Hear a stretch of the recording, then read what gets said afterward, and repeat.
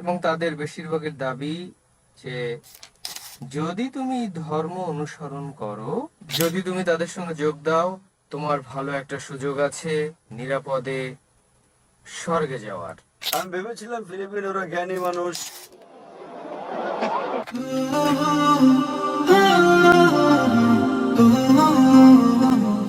Hello, good evening. আমি Joshua, ফিলিপাইনের নাগরিক। এবং তার আগে আমি জানাতে চাই, শত শত বছর আগে ফিলিপাইনের বেশিরভাগ ছিল মুসলিম এবং স্পেনীয়রে আসার আগে। এখন আমরা বেশিরভাগই খ্রিস্টান, বেশিরভাগ ক্যাথলিক। আমাদের দেশে অনেক অনেক ধর্ম আছে, অনেক অনেক ধাঁচের খ্রিস্টান ধর্ম, এবং তাদের বেশিরভাগের দাবি যে যদি তুমি ধর্ম অনুসরণ করো, যদি তুমি তাদের সঙ্গে যোগ দাও, তোমার ভালো একটা সুযোগ আছে নিরাপদে স্বর্গে যাওয়ার। এবং আমি একজন ক্যাথলিক, যদিও আমি মনে করি ধর্ম কেবল একটি গাইড, সেটা ধর্ম নয় যা আপনাকে বাঁচাতে পারে। আমার ধারণা আপনি নিজেকে রক্ষা করতে পারেন যদি আপনি ভালো কাজ করেন, যে ধর্মই আপনি পালন করুন না কেন।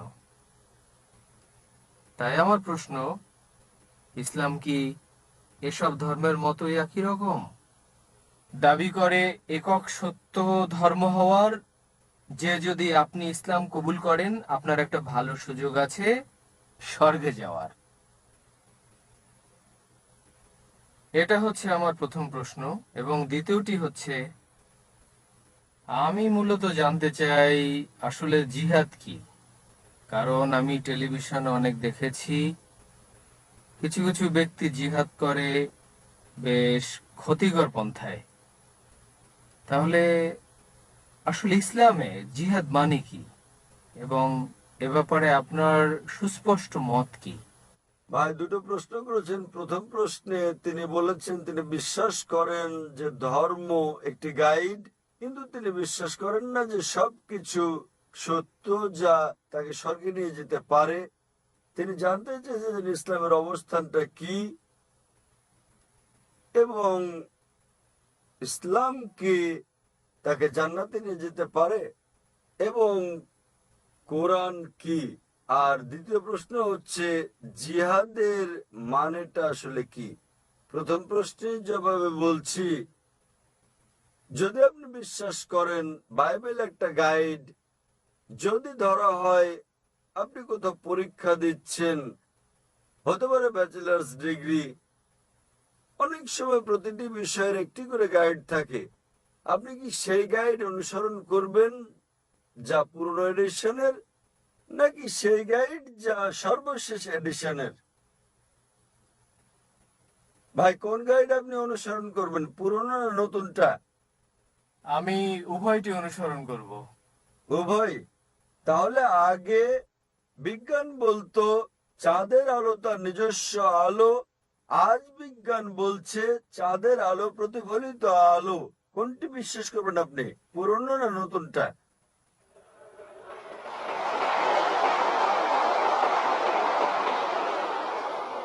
ভাই আপনি ফিলিপাইনের লোক, আমি ভেবেছিলাম ফিলিপিন ওরা জ্ঞানী মানুষ। আপনি কোনটা মানবেন, পুরনো না নতুন? আগে মানুষ মনে করতো পৃথিবী চ্যাপ্টা, তারা প্রয়োজন না হলে দূরে যেত না, পড়ে যাবে বলে। আজ বিজ্ঞান বলছে পৃথিবী ডিম্বাকৃতির। আপনি কোনটা বিশ্বাস করবেন, চ্যাপ্টা না ডিম্বাকৃতি? ও ভাই কোনটা?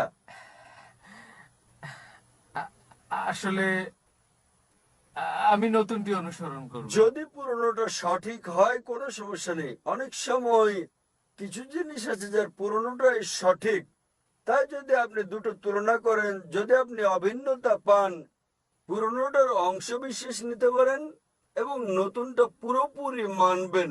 তবে আপনাকে যাচাই করতে হবে নতুনটা সঠিক কি না। ভাইয়ের আগের প্রশ্ন অনুযায়ী কিভাবে আপনি জানবেন এই গাইডটি সত্য বলছে? আমি আপনাকে বলবো বর্তমানে বিজ্ঞানের সহায়তায় আমরা প্রমাণ করতে পারি কেবলমাত্র একটি ধর্মগ্রন্থ যেটি 100% সঠিক এবং প্রতিষ্ঠিত বৈজ্ঞানিক তথ্যের সঙ্গে মিল রয়েছে, এটা হচ্ছে কোরআন।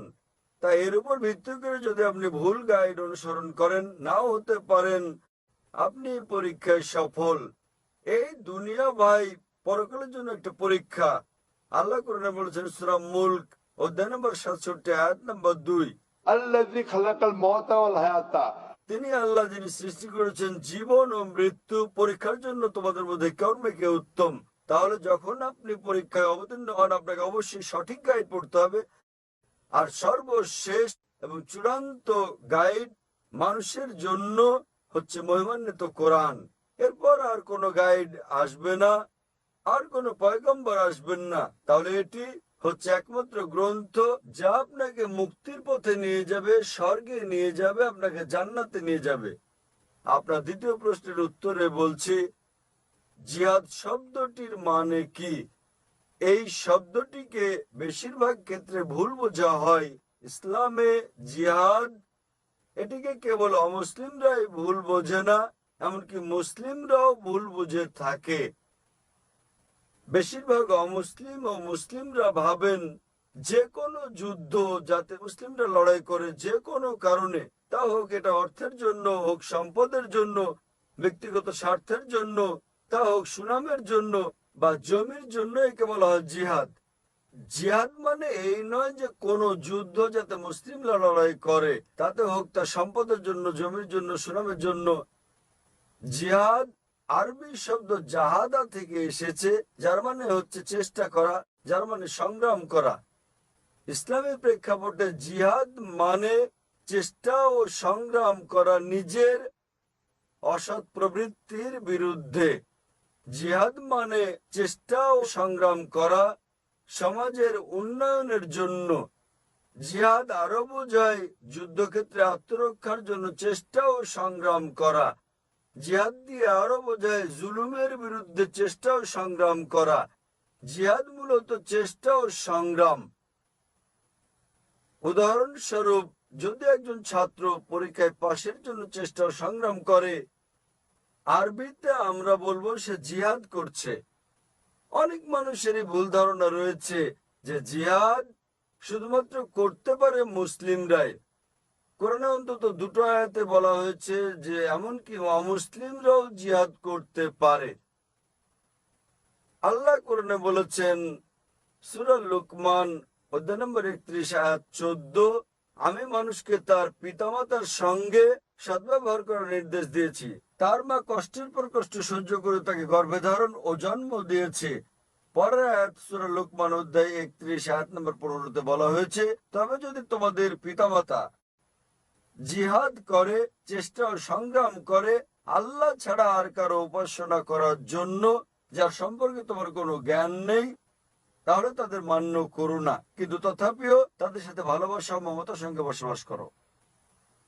কোরআনে একই কথা আবারও বলা হয়েছে সূরা আনকাবুত অধ্যায় নম্বর 29 আয়াত নম্বর 8, যে আল্লাহ বলেছেন, আমি মানুষকে তাদের পিতামাতার প্রতি সদয় হওয়ার নির্দেশ দিয়েছি, তবে যদি তাদের পিতামাতা জিহাদ করে, চেষ্টা ও সংগ্রাম করে আল্লাহ ছাড়া অন্য কারো উপাসনা করার জন্য, তবে তাদের মান্য করবে না।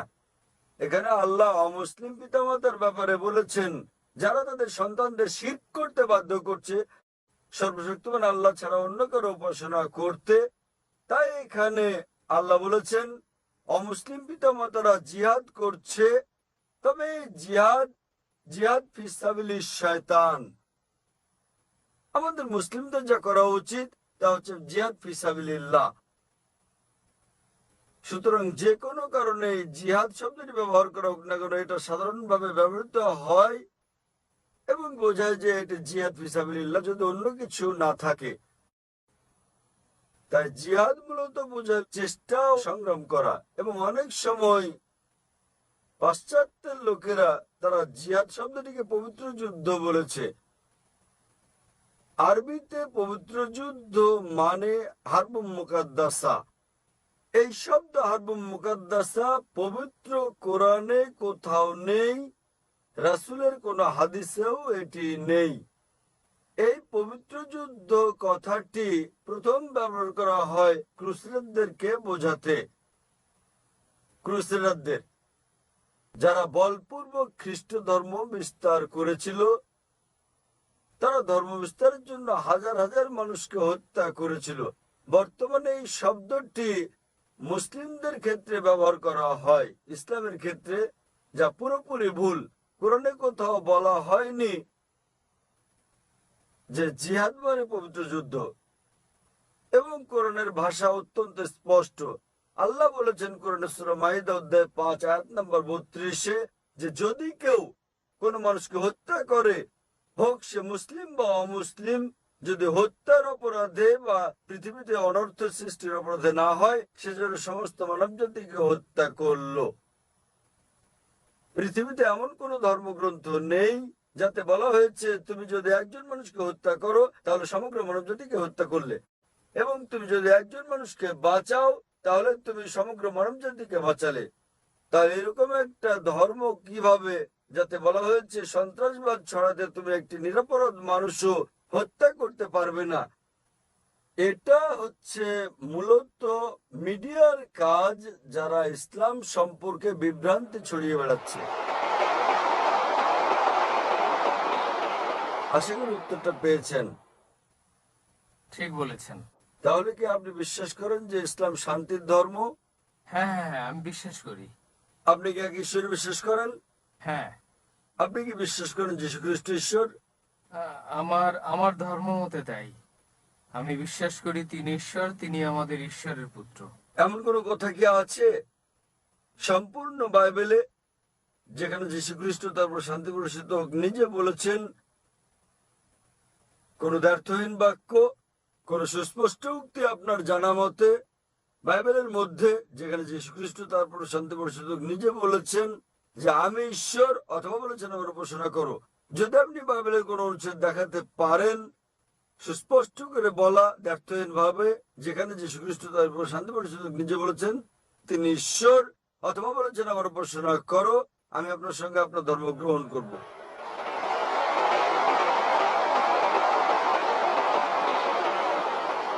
ভাই, আপনি কি পারবেন বাইবেল থেকে একটা দ্ব্যর্থহীন উক্তি বের করে দেখাতে আমাকে, যেখানে যীশু খ্রিস্ট, তারপর শান্তি প্রসিদ্ধ হোক, নিজে বলেছেন যে তিনি ঈশ্বর? কেবল একটি দুটি নয়। আমি একজন ছাত্র বাইবেলের। ভাই, আপনি কি বাইবেল পড়েছেন? আমি সত্যি বলতে চাই, আমি বাইবেল বিষয়ে সচেতন নন। তো কিভাবে আপনি আপনার ধর্ম অনুসরণ করছেন যেখানে আপনি বাইবেলই পড়েননি? আমি পড়েছি বাইবেল, এবং আমি আপনাকে বলছি একটিও দ্ব্যর্থহীন বাক্য খুঁজে পাবেন না সম্পূর্ণ বাইবেলে যেখানে যীশু খ্রিস্ট বা ইসলাম নিজে বলেছেন তিনি ঈশ্বর কিংবা তার উপাসনা করতে। আপনি বাইবেল পড়ে দেখবেন যীশু খ্রিস্ট বা ইসলাম নিজে বলেছেন। এটা উল্লেখ আছে গসপেল অফ জন অধ্যায় নম্বর 14 অনুচ্ছেদ নম্বর 28। তিনি বলেছেন আমার পিতা আমার চেয়ে মহান। গসপেল অফ জন অধ্যায় নম্বর 10 অনুচ্ছেদ নম্বর 29। আমার পিতা সবার চেয়ে মহান।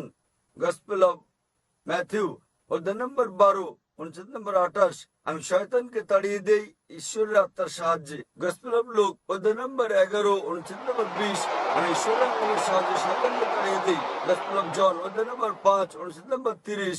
আমি নিজে নিজে কিছু করতে পারি না, আমি যেমন শুনি তেমন বিচার করি, আর আমার বিচার সঠিক। আমি আমার ইচ্ছা পূরণ করি না, বরং আমার পিতার ইচ্ছা পূরণ করি। যে কেউ যদি বলে যে আমি আমার ইচ্ছা পূরণ করি না, বরং সর্বশক্তিমান ঈশ্বরের ইচ্ছা পূরণ করি, সে মুসলিম। যীশু খ্রিস্ট সাল্লাল্লাহু ছিলেন একজন মুসলিম।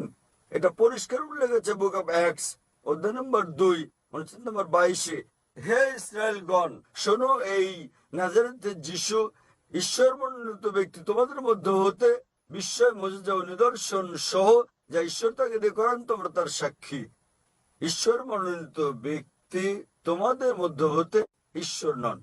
তোমাদের মধ্যে ঈশ্বর মনোনীত ব্যক্তি বিস্ময়, মুজিজা ও নিদর্শন সহ যা ঈশ্বর তাকে দিয়ে করান, এবং তোমরা তার সাক্ষী। তাহলে যখন এটা বাইবেলে পরিষ্কার ভাবে উল্লেখ আছে যীশু খ্রিস্ট সাল্লাল্লাহু ছিলেন ঈশ্বরের একজন পয়গম্বর কিন্তু ঈশ্বর নন, তাহলে কিভাবে আপনারা বিশ্বাস করেন তিনি ঈশ্বর? কারণ এটা হচ্ছে আমাদের ধর্মের শিক্ষা। কেউ আপনাকে শিখিয়েছেন, যদি কেউ আপনাকে শেখায় 2 যোগ 2 সমান 5, আপনি কি তা বিশ্বাস করবেন? হ্যাঁ কি না? না না না, এখন আমি আপনাকে অনেকগুলো উদ্ধৃতি দিচ্ছি বাইবেল থেকে। আপনার কি ধারণা আমি মিথ্যে বলছি? উম, হতে পারে। হতে পারে। তাহলে আমি আপনাকে অনুরোধ করব, আপনি বাড়িতে যান এবং এই সবগুলো রেফারেন্স পরীক্ষা করুন। গসপেল অফ জন অধ্যায় 14 অনুচ্ছেদ নম্বর 28, গসপেল অফ জন অধ্যায় 10 অনুচ্ছেদ নম্বর 29, গসপেল অফ ম্যাথিউ অধ্যায় 12 অনুচ্ছেদ 28, গসপেল অফ লুক অধ্যায় 11 অনুচ্ছেদ 20, গসপেল অফ জন অধ্যায় 5 অনুচ্ছেদ 30। এবং আপনি আমার ডিভিডি নিয়ে যান, বিশ্ব ইসলাম ও খ্রিস্ট ধর্মের মধ্যে সাদৃশ্য সমূহ। ভুরি ভুরি রেফারেন্স রয়েছে সেখানে, যা প্রমাণ করে যে যীশু খ্রিস্ট তারপর শান্তি পরিষদক নিজে বলেছেন যে তোমরা অনুসরণ করো শেষ পয়গম্বর নবী মোহাম্মদ সাল্লাল্লাহু আলাইহি সাল্লামকে, এবং ইনশাআল্লাহ আপনি আরো ভালো খ্রিস্টান হবেন। আমি বিশ্বাস করি যে আমরা মুসলিমরা খ্রিস্টানদের চেয়েও ভালো খ্রিস্টান, কেননা আমরা যীশু খ্রিস্টের তারপর শান্তি পরিষদক সত্যিকারের শিক্ষা বিষয় অনুসরণ করি তথাকথিত খ্রিস্টানদের চেয়ে।